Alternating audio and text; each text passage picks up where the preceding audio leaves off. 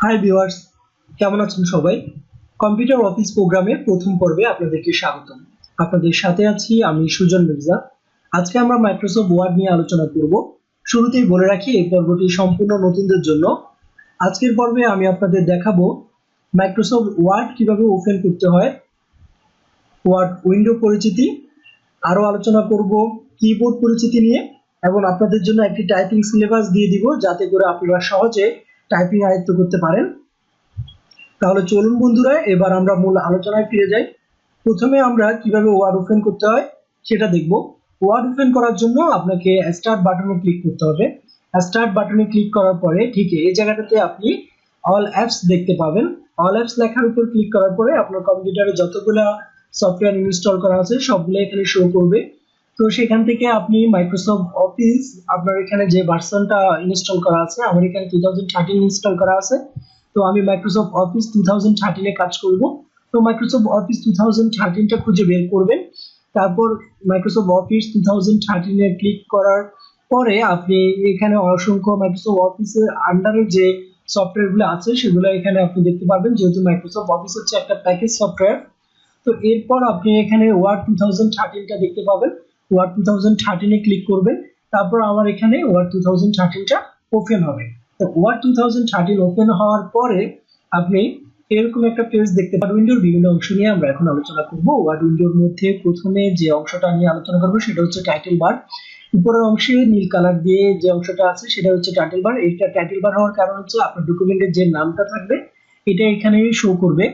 তো যেহেতু আপনার ডকুমেন্টের টাইটেলটা শো করে তাই এটার নাম হচ্ছে টাইটেল বার। টাইটেল বারের ঠিক নিচেই আছে মেনু বার, এখানে মেনুগুলা অবস্থান। এরপর হচ্ছে আপনার মেনু বারের ঠিক নিচের যে টুলগুলো দেখতে পাচ্ছেন এটাকে বলা হয় স্ট্যান্ডার্ড টুলবার। এরপরের নিচের অংশটাকে বলা হয় ফরম্যাটিং টুলবার। আপনি এখানে তারপর দেখতে পারবেন যে হরিজন্টাল রুলার, এই যে ডকুমেন্টের উপরের দিকে যে রুলারটা আছে সেটাকে বলা হয় হরিজন্টাল রুলার। এরপরে আপনার বাম দিকে যে রুলারটা আছে এটাকে বলা হয় ভার্টিক্যাল রুলার।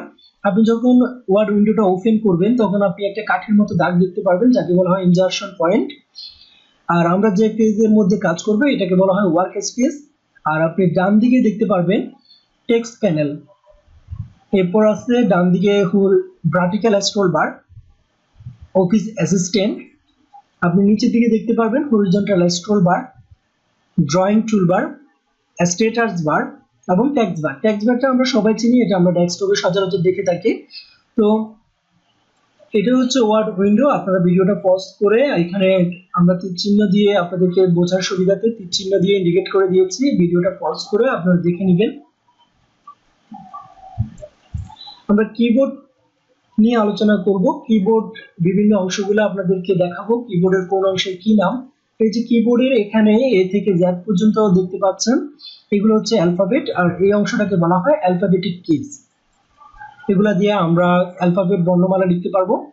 আর আপনি ডান দিকে যে অংশটা দেখতে পাচ্ছেন 0 থেকে 9 পর্যন্ত, এটাকে বলা হয় নিউমেরিক কিপ্যাড। নিউমেরিক লেখার জন্য আমরা নিউমেরিক কিপ্যাডটা ইউজ করব। মানে 0 থেকে 9 যদি আমার লিখতে হয় তাহলে আমরা নিউমেরিক কিপ্যাডটা ইউজ করব। আর উপরের দিকে আপনি F1 থেকে F12 পর্যন্ত দেখতে পাচ্ছেন, এগুলো হচ্ছে ফাংশন কি। এই ফাংশনগুলোর এক এক ফাংশনের এক এক কাজ আছে। তো যখন আমাদের যে ফাংশনের কাজ প্রয়োজন হবে আমরা এখান থেকে F1 থেকে F12 ফাংশন কিগুলো ইউজ করব। তবে হ্যাঁ, অবশ্যই খেয়াল রাখবেন যদি ফাংশন কি এর কাজ আপনি ভালোভাবে না জানেন তাহলে ফাংশন কিগুলো ইউজ করবেন না, এতে এই ক্ষেত্রে আপনি প্রবলেমে পড়তে পারেন। এছাড়াও আপনি দেখতে পাচ্ছেন এখানে এই বাটনগুলো ছাড়াও আরো অসংখ্য বাটন আছে। তো এই বাটনগুলোর কাজ কি আমরা সেগুলো একটু আলোচনা করব। তো বিভিন্ন যে বাটনগুলো আছে সেগুলো নিয়ে এখানে আমি আপনাদেরকে লিখে দিয়েছি। নাম্বার লক, এই নাম্বার লক বাটনটা নিউমেরিক কিপ্যাডের উপরের অংশে থাকে। তো এই নাম্বার লক বাটনটা যদি বন্ধ থাকে সেক্ষেত্রে আপনি নিউমেরিক লিখতে পারবেন না, তাই নিউমেরিক লিখতে হলে অবশ্যই আপনাকে নাম্বার লক বাটনটা অন করে নিতে হবে। একটা কিবোর্ডে আরেকটা বাটন হচ্ছে স্পেস বার। এই স্পেস বার বাটনটা দিয়ে আপনি একটা শব্দ থেকে আরেকটা শব্দ স্পেস দিতে পারবেন। আপনি যখন একটা লাইন শেষ করে অন্য লাইনে যেতে চান তখন আপনাকে এন্টার প্রেস করতে হবে। এন্টারের মাধ্যমে আপনি এক লাইন থেকে অন্য লাইনে যেতে পারবেন। শিফট বাটনের কাজ হচ্ছে আপনি যখন বড় হাতের কোনো কিছু লিখতে যাচ্ছেন, একটা ক্যাপিটাল লেটার করতে চাচ্ছেন, সেক্ষেত্রে আপনাকে শিফট বাটন ধরে যে অ্যালফাবেটটা আপনি ক্যাপিটাল করতে চাচ্ছেন সেটা প্রেস করতে হবে। কিবোর্ডের আরেকটা বাটন হচ্ছে ক্যাপস লক। এই ক্যাপস লক বাটন আপনি যখন প্রেস করে রাখবেন তখন আপনার একাধারে আপনি যা কিছু লিখবেন সবকিছু বড় হাতের অক্ষরে লিখতে পারবেন। ব্যাক স্পেস বাটনটা দিয়ে যখন আপনি বাম দিকে কার্সরের বাম দিকে কোনো কিছু মুছতে চান তখন আপনি ব্যাক স্পেস বাটন প্রেস করবেন। ডিলিট বাটন দিয়ে যখন আপনি কার্সরের ডান দিকে কোনো কিছু মুছে ফেলতে চান সেক্ষেত্রে আপনি ডিলিট বাটন প্রেস করবেন, তখন আপনি কার্সরের ডান দিকে মুছে ফেলতে পারবেন। এখানে আমি আপনাদের জন্য একটা টাইপিং সিলেবাস দিয়ে দিয়েছি। তো টাইপিং সিলেবাসে আমি ইংলিশ এবং বাংলা দুইটাই দিয়েছি।